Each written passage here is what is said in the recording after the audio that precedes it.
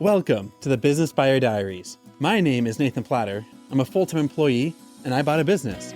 I did everything right, from finding the deal, handling all the due diligence on 63 opportunities, and ultimately bought a profitable gym. And boy, was I in for a big surprise as a new owner. I chronicled everything in real time, including the biggest wins to the stressful nights at 2 a.m. I'm sharing my journey without sugarcoating anything, so you don't make the same mistakes that I did. Here's today's episode. All right, so tonight's a little bit interesting. Well, today I had the team meeting, and I can tell, so I have my head manager, my assistant manager, and then the manager who's probably not gonna be able to stay around for very long. She's acknowledged she just has a lot of stuff, so she probably won't stay. But the head manager is very good at systems, processes, but she definitely internalizes stuff a lot more than I wish she did. And so during the meeting, I could tell she was just overwhelmed. It's just a lot.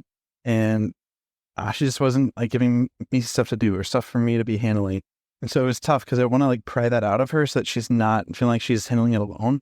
But she's a manager, and so she's handling a lot of this alone. And so that was a little bit tricky today. I don't know how to work through that one. My assistant manager was great, very golden retriever-ish type, very easy to talk to. And so she was bringing up ideas on how to get things moving. And something that was kind of a surprise win for the day.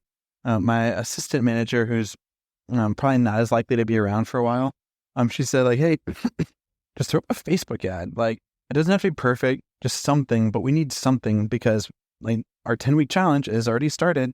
We have 2 weeks to cram this full of people, and after that, we're screwed. We can't get many more people in.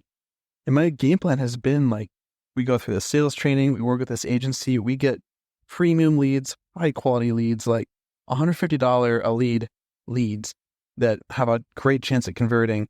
Because I think that's what the going rate is. And the guy was like, no, we just need something now. I'm a part-time real estate agent. Here's how I do it. And she was giving me advice on how to do it. And I know how to do it.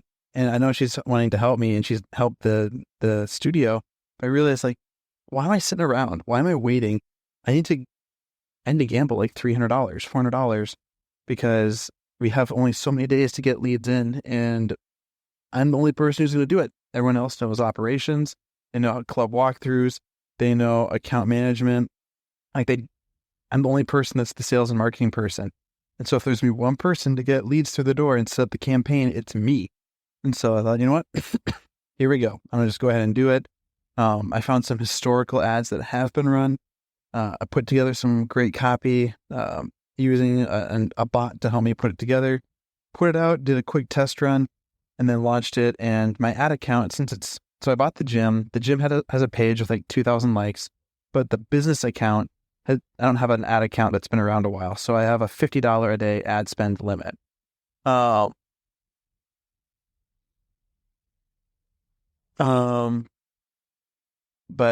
realizing, all right, we just got to do something. So it launched an ad, $50 a day, local reach with some certain interests and stuff.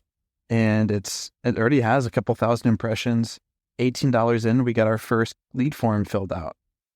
They went to our website, they clicked more info, they went to our website, they filled out a I'm interested web page lead. And 20 people have checked it out to learn more, but one person has actually filled out that thing on our website, request information. So even if 3 people fill it out and one actually comes in and they buy, that's a $50 per close rate, which is amazing. But yeah, I think I was scaring myself, realizing marketing is an investment, but at the start it feels like a gamble. And that's really scary. And I'm not a gambling person. I don't just throw stuff around willy-nilly. And so to realize the first little bit of money is going to be a gamble. Straight up, it is. And then once the ad copy figures out, the algorithm works itself, then it starts to really generate the results I'm looking for. And so, that's where it's at right now. Just realizing that's what it is. I got to accept that. And what we're going to do here is build a campaign run, generate some leads, have the sales rep work them, and go from here. And in a weird way, it's a little bit lonely because I'm trying to be the positive and driving things forward. it's also a little scary. The sales rep would like something a little bit more than commission only, which I'm fine with, but also have to be worthwhile for me. So I'm having to make up these decisions and bounce ideas around and just learning process.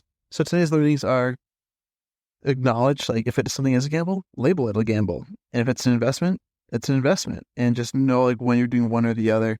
And don't be afraid to take action, because sometimes you do have to take action if there's another variable, like a condensed time frame that's in the works. So finishing up an outline for that, or finishing that off, it's kind of fun to watch and see the clicks tick up. And then working on an outline for that friend who works with gym owners and how to prep their studios for being a great buy opportunity. So working on a few things tonight while watching some Monday Night Football. Have a good night, and let's rock and roll. This has been another episode of the Business Buyer Diaries. Subscribe so you don't miss the next episode. I hope you're realizing that business ownership is no cakewalk. Check the podcast notes for a link to the DIY Due Diligence program, the complete list of show sponsors, and for media inquiries. Music written and composed by Wes Schrock. I'm your host, Nathan Platter. Join me again on the next one.